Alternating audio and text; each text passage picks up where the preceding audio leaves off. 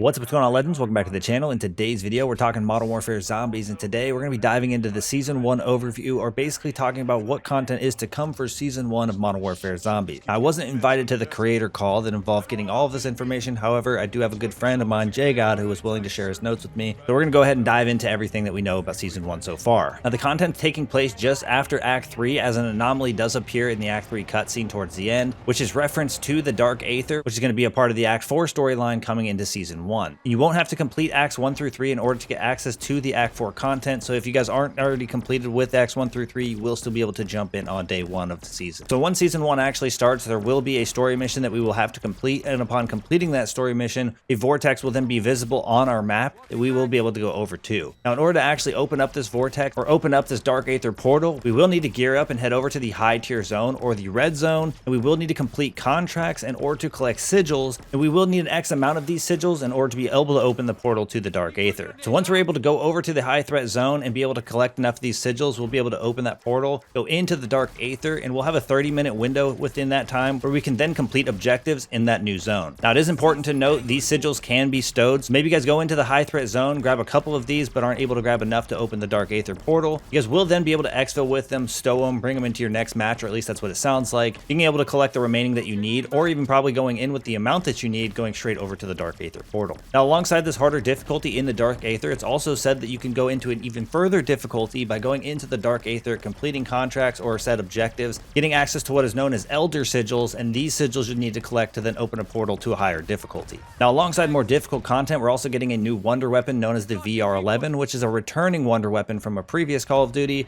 which will turn zombies into friendly mercs, or even mercs into brain rot zombies for a limited amount of time. You can even choose to shoot squad mates with this weapon, where they will receive a buff that gives them a damage increase, and during the time period in which they receive that buff, they will also be giving an Aether Shroud-like effect, where they will kind of be invisible to the enemies, or the enemies won't actually aggro toward them. And not only will they be able to output more damage, they're more than likely going to be protected for some time as well. Also in Season 1, we're going to be receiving some new schematics. These will be acquired by completing things in the higher tier zone known as the Dark Aether. The first one's going to be known as Dogbone. This will allow you to go in and spawn with a tier 3 dog off the rip. Next one we got is Golden Armor Plate. This is going to be some sort of regenerative armor plate system. Basically, this will automatically regenerate your plates. It's unsaid whether or not you have to have plates in your inventory in order for it to work, or if it's just something that's going to work automatically. And you will also have the option on top of it to plate as well. We are also receiving the Aether Blade. This is going to be an Aether throwing knife that you will be able to throw at enemies, causing an explosion-like effect, doing a lot of damage. It also has a boomerang-like effect, so when you throw it, it does come back to you, and also it'll damage anything in its path during that time period.